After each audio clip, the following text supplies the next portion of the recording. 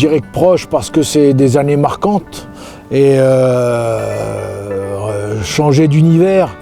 J'étais un cadre chez PSA, chez Peugeot à l'époque, et puis arriver dans un milieu sportif professionnel, ça n'a rien à voir.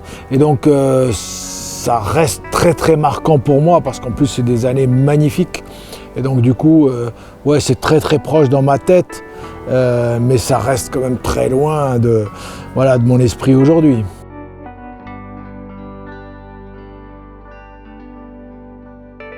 La joie des gens.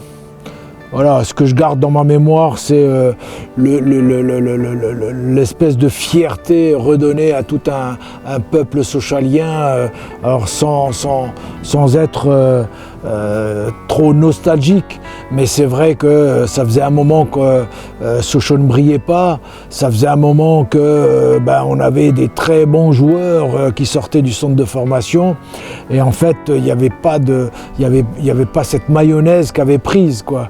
Et donc là, voilà, c'était retourner dans des amateurs de football, des gens qui, quand on mettait en route un ballon, ça faisait pétiller les yeux. Voilà, c'est surtout ça. C'est enfin on gagne quelque chose.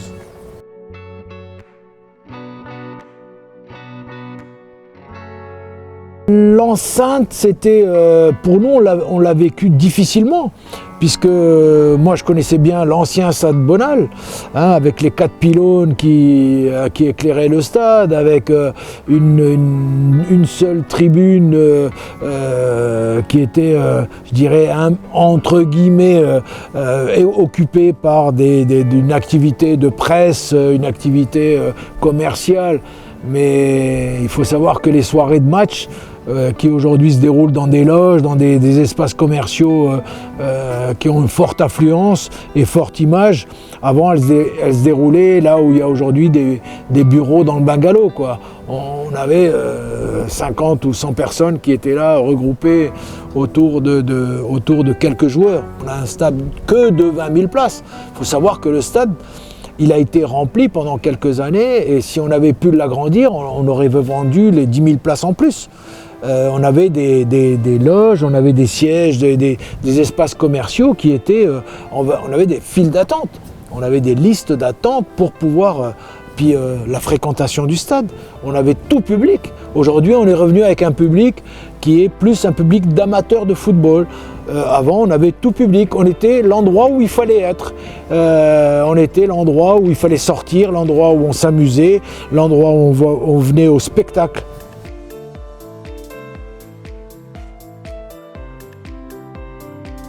Ce qui s'est passé, c'était surtout un changement d'état d'esprit. Nous, on est arrivé avec des dossiers qui étaient extrêmement bien étudiés. On a étudié ça pendant 2 ans depuis Paris. Quand on est arrivé ici, on a déroulé un programme. Et on a eu beaucoup de chance parce que le programme s'est déroulé comme on l'avait imaginé, peut-être même avec un petit peu plus de réussite. Et la réussite, elle a été faite grâce à cette osmose qu'il y avait. Et puis on l'a su après, 10 ans après, 15 ans après, on a eu un très grand président. Jean-Claude Plessis, ça a été une machine de guerre. Nous, on était ses lieutenants, à côté de lui. Chacun, bien sûr, avait ses prérogatives, mais on avait un général qui nous a fait monter au rideau, quoi. On est arrivé d'abord pour changer de club. On avait un club qui était une association, une association avec ce qu'on appelait un statut renforcé. Mais ça restait une association. On avait une quarantaine de clubs amateurs, ou peut-être même à la limite du professionnalisme, dans 40 disciplines athlétiques différentes. Là, il y a eu la séparation des choses. Et donc, on a fait du foot professionnel, mais on a professionnalisé le foot, qui était déjà professionnel dans son approche sportive.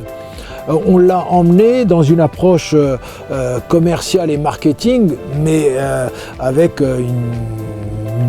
un énorme changement d'état d'esprit, mais appuyé sur la rigueur et le professionnalisme du football.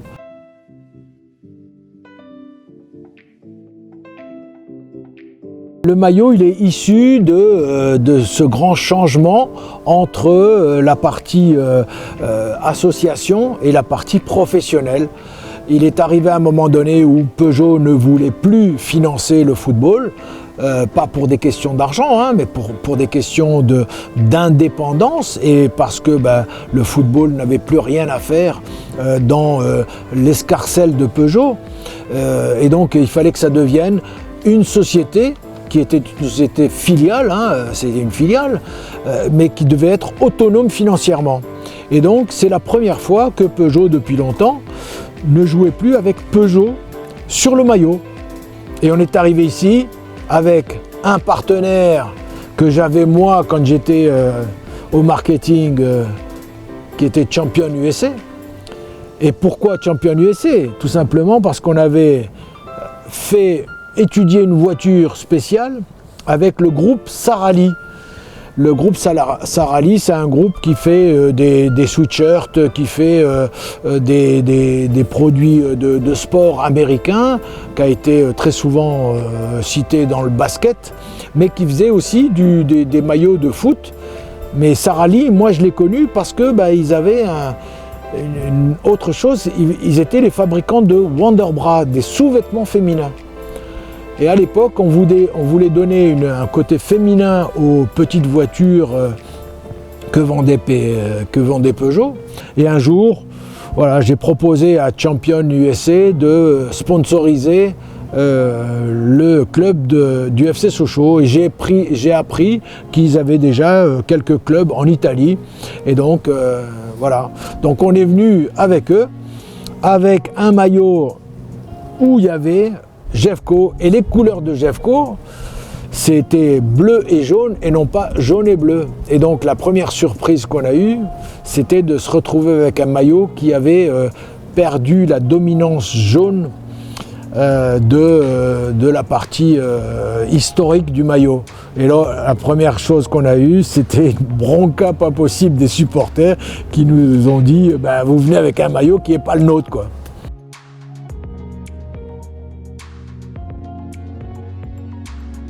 Aujourd'hui, quand on regarde un peu ces années-là, c'était des années merveilleuses parce que tout s'est mis en place.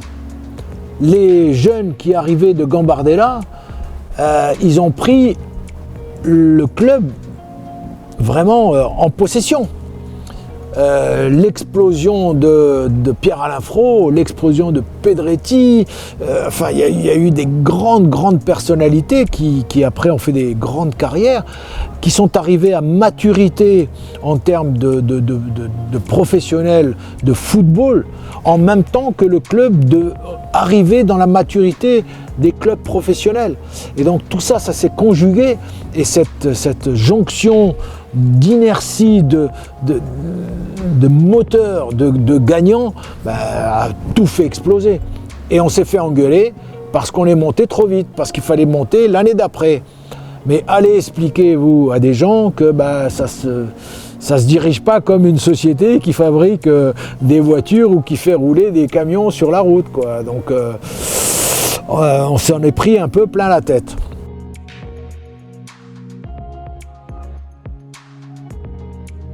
Peugeot, dans le sponsoring, était en partenariat avec Rolex dans le Golf. Arrive cette magnifique montée, et à l'époque on disait, quand tu réussis dans la vie, il faut que tu aies une Rolex à ton poignet. Voilà, donc moi j'ai joué un peu là-dessus, j'ai rappelé mes anciens contacts de chez Rolex, en catimini bien sûr. Et donc on leur a demandé de nous faire une montre avec le nom de chaque joueur sur la montre pour la montée.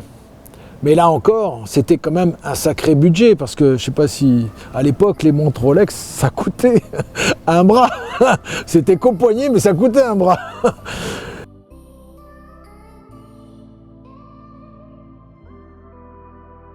Il n'y avait personne qui était séparé. Quand on faisait quelque chose, c'était tous ensemble. Alors, il y avait des histoires de famille, comme dans toutes les familles, hein. Et c'était aussi ça qui nous faisait avancer.